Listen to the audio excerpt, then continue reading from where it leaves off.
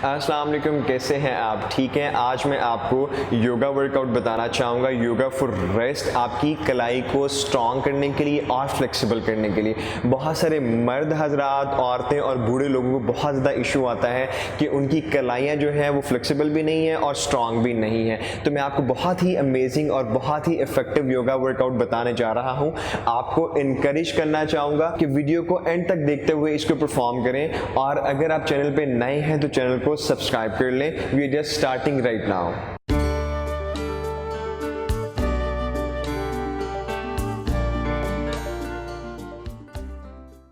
अस्सलाम वालेकुम, welcome to Azeem Yoga. This is me Azeem, I am your fitness friend. तो हम बात कर रहे थे रेस्ट की, सेंसिटिविटी की, कि आप कलाई को किस तरीके से मजबूत कर सकते हैं। अगर इसमें पेन होती है या स्टिफनेस रहती है तो किस तरीके से योगा आपको हेल्प आउट कर सकता है आपकी रेस्ट को स्ट्रॉन्ग करने के लिए। ठीक है, तो हम परफॉर्म करते हैं। पहले हम आ जाएंगे टेबल पोजीशन में। इस तरीके से आपने जो है फिंगर को हमेशा सेपरेटेड रखना, इस तरीके से। उसका मेजर पर्पज़ होता है कि जब आप किसी भी मसल को फोकस करते हैं, स्ट्रेच करते हैं, तो उसमें प्रॉपरली इक्वली वजन जो है वो डिस्ट्रीब्यूट होगा। ठीक है, तो हम इस टेबल पोजीशन में आ गए, फिंगर सेपरेटेड हमने कर लिए। हमने हल्का हल्का सा आगे की तरफ इसको नाइसली जो है वजन को शिफ्ट करना है। And then get back, inhale करते हैं, सांस लेते हैं, एक्सहेल करते हुए आगे की तरफ मूव करते हैं। आप इसको 7 टाइम्स मेरे साथ परफॉर्म करें। जितना आप नाइसली इसको स्ट्रेच कर पाएंगे आपने उतना करना है। आपने पेन की तरफ नहीं जाना। फ्लेक्सिबिलिटी को इम्प्रूव करने का यही तरीका है कि जब आप स्ट्रेच कर रहे होते हैं, जहाँ पे आपको अनकंफर्टेबिलिटी फील होती है वहीं पे आपने रुक जाना होता है। ठीक है, 7 टाइम्स करने के बाद आप आगे की तरफ जो है अपनी बॉडी को इसी को एक नाइसली स्ट्रेच करते रहें, यहीं पे रहें। एक छोटा सा टिप है मैं आपको देना चाहूँगा फ्लेक्सिबिलिटी के लिए। किसी भी मसल में अगर आपने फ्लेक्सिबिलिटी को इम्प्रूव करना होता है, so you have to hold that position longer than 45 second. तो ऑटोमेटिकली जो है आप जो फ्लेक्सिबिलिटी को इम्प्रूव करते हैं और स्ट्रेंथ भी इम्प्रूव करते हैं। तो आप कुछ देर इसी पोजीशन में मज़ीद जो है वो 10 to 15 सेकेंड इसी पोजीशन में होल्ड करें। Hold very nice. अब हमने इनको ऑपोजिट रखना इसी तरह से। ठीक है, finger should be same separated. हमने इनको इस तरह से लेफ्ट एंड राइट पे रख लिया। अब हम लेफ्ट में मूव करेंगे। आपकी एक नेसेसरी जो है, आपका वज़न पूरी जो है वो राइट रेस्ट पे आएगा। लेफ्ट पे जाएंगे तो पूरी बॉडी का वज़न जो है वो लेफ्ट पे आएगा। बिल्कुल स्लोली जो है आप मेरे साथ इसको परफॉर्म करें। नाइसली एंड जेंटली आप जो है वो ब्रीथिंग करते रहें। हम इसको 7 टाइम ईच परफॉर्म करेंगे।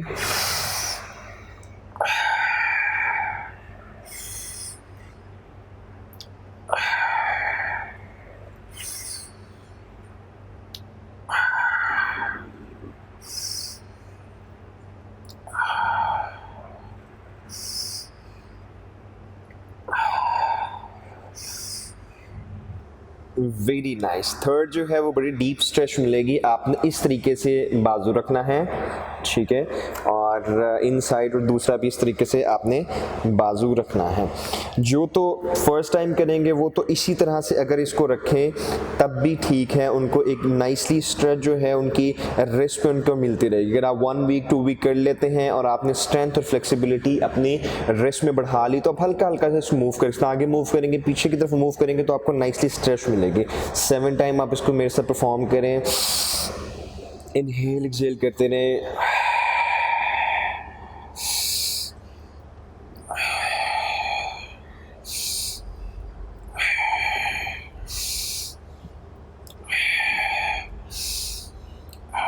अब कुछ देर जो है वो अबाउट 15 to 20 सेकेंड इसी पोजीशन में रहें।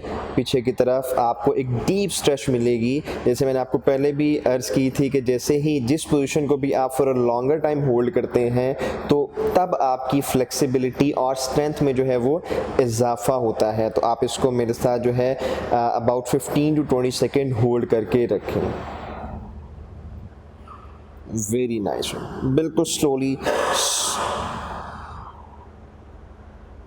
बिल्कुल slowly get back to the normal position. आप इस तरह से जो है वो वज्रासन में बैठ जाएं। इस तरीके से, ठीक है। हाथों को स्ट्रेट रखें ऐसे और इसको क्लॉकवाइज घुमाएं। सिर्फ आपकी जो रिस्ट हैं वो घूमेंगी।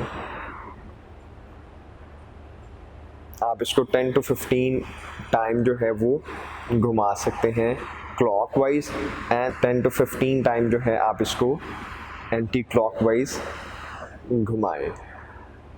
Very nice, very nice. Then आप हाथ इस तरह से रखें और इन फिंगर्स के प्रेशर से आप इसको इस तरह से स्ट्रेच करें फॉर अबाउट 30 सेकेंड जो है इसी पोजीशन को होल्ड करें। लंबे गहरे सांस लेते रहें। Even your body will get relaxed.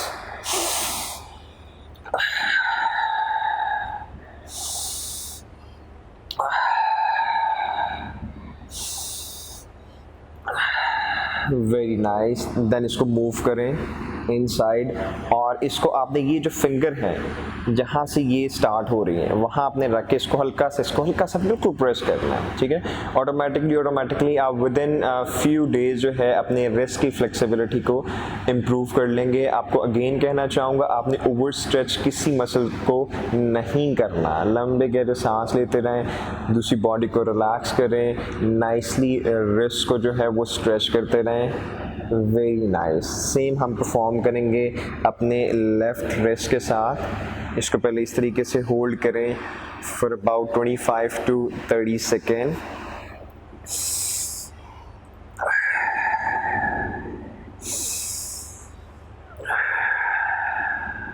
For more 15 seconds to go.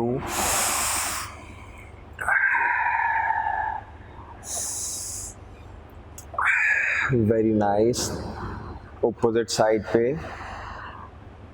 25 to 30 second इसी पोजीशन को होल्ड करें।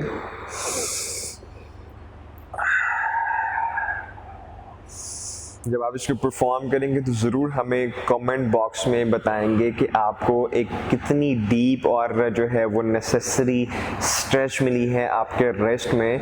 तो आप खुद फील करेंगे कि अगर आप चंद दिन ही इसे परफॉर्म करेंगे तो आपकी रिस्ट कितनी स्ट्रॉन्ग और फ्लेक्सिबल हो जाएगी, ठीक है। For more 10 second to hold at the same position.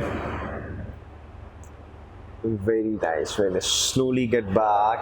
हाथों को थोड़ा इस तरह शेक कर लें। आपकी रिस्ट जो है वो थोड़ी सी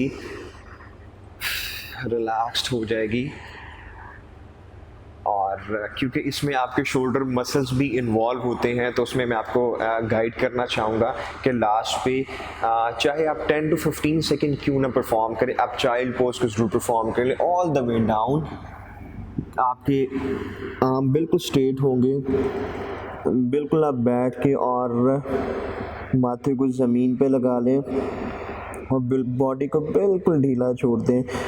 कमर आपकी बिल्कुल ढीली हो, आपके बाजू जितने स्ट्रेट होंगे उतने आपके शोल्डर ब्लेड जो है वो रिलैक्स करेगा, आपके शोल्डर को रिलैक्स करेगा। और अगर आपके शोल्डर और कमर रिलैक्स होती है तो आपकी पूरी बॉडी जो है वो रिलैक्स फील करती है। For more 5 second.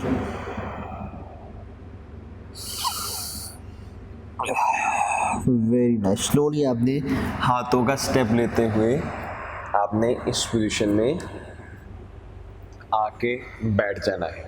आप इन योगा पोजेस को ज़रूर परफॉर्म कीजिएगा, अपने फ्रेंड एंड फैमिली को भी ज़रूर शेयर कीजिएगा।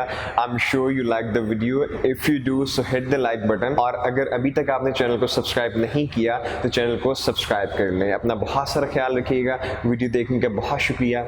अल्लाह हाफ़िज़।